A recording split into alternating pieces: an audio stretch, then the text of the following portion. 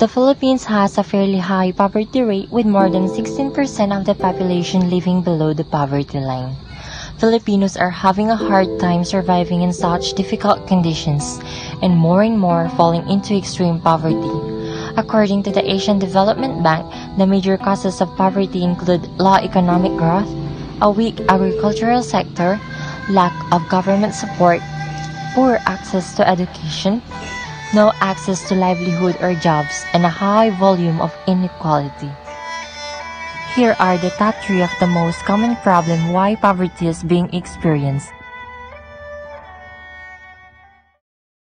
Poverty has been seen to be the root causes of all the challenges that our country is experiencing. It is also the reason why most Filipino people are being left behind the corner.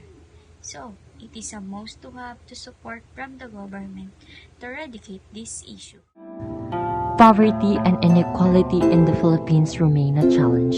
It is very evident, and one of the reasons why it is still rampant nowadays is because of the lack of government support.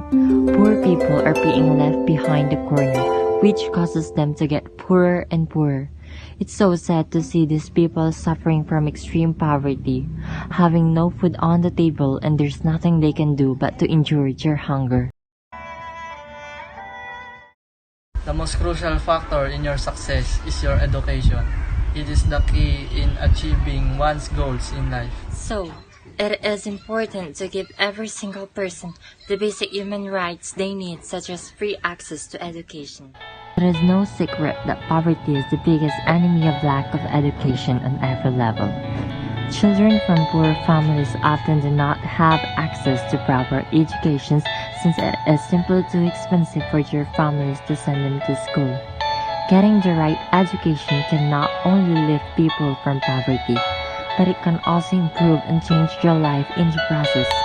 So, it is important to give them the right they need, such as free access to education, in eradicating this problem. This might seem like a no-brainer. Without job or livelihood, people will face poverty. So it is important to prioritize this issue in order to eradicate more related problems that causes people to stay poor and get poorer. Having access to decent employment, livelihood, or job is a must, especially to those people who are living and suffering from extreme poverty. It is important to prioritize this issue because the unemployment rate in the Philippines is continuously rising. And this is no joke at all, as it can contribute and be a subject to an extremely high poverty rate that our country is continuously facing.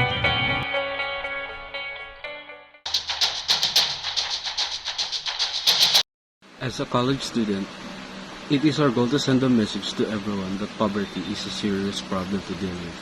But it is not a hindrance to one's success. Right action and not our action is what we need. Let us come together. Have unity. And end the poverty. Let us come together, have unity, and end the poverty.